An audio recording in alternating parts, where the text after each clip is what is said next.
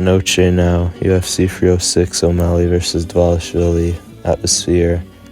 A card that the UFC put $16 million into, and that Dana described as it will be the biggest gate of all time. Number two, it won't be the greatest UFC event of all. It will be the greatest sporting event of all time. Now we do have a good main event, but without it, the card's kind of looking like a fight night. We also don't have a matchup over 155 for the whole card, which is whatever, but the big guys can also be pretty fun.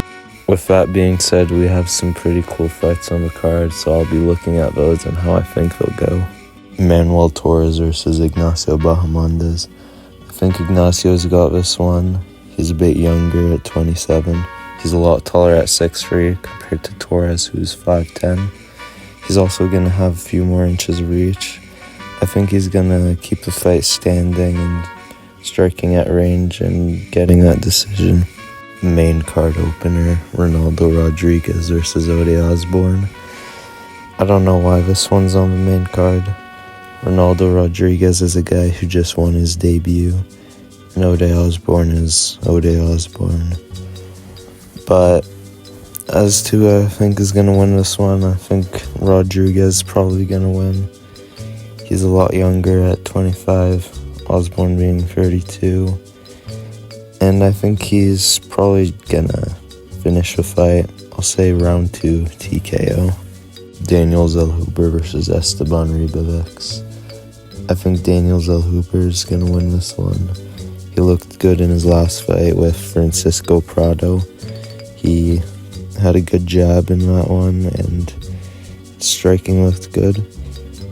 Esteban Ribovics in his last fight knocked out Terrence McKinney, which is a good win, but I think Daniel Zellhuber is better than Terrence McKinney, and I think he'll win.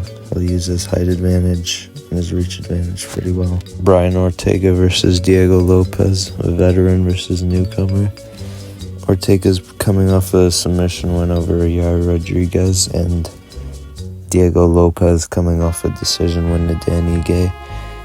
It wasn't the best look for him, but I think that's one of the worst versions we'll see of Diego Lopez. And I think in this 3-round fight, that's going to be his advantage. Maybe Ortega could tire him out and finish him, but I see Lopez putting Ortega away. Next one, the trilogy with Alexa Grasso and Valentina Shevchenko after their draw last year, which I think Shevchenko won, but what's me saying that going to change? For this one, I think Grasso is going to win. I think Shevchenko had her moment beating Grasso the last time, but I think this time it's going to be Grasso that wins. It's a decision. In the main event, Sean O'Malley versus Merab Dvalishvili. I don't think I can pick Merab to win this fight when he has staph infection. Cardio is his biggest weapon, and it's going to be worse in there. His wrestling did look really good against Henry Cejudo, but I think O'Malley's a different fight. I think he's going to be able to keep the striking going for him and find that shot to knock Merab out with. And that'd be the end of the video. The card isn't great, but we have some cool fights on there, and hopefully it won't disappoint. And when this card is over, I will make a recap, so come back for that. So that's it, and until next time.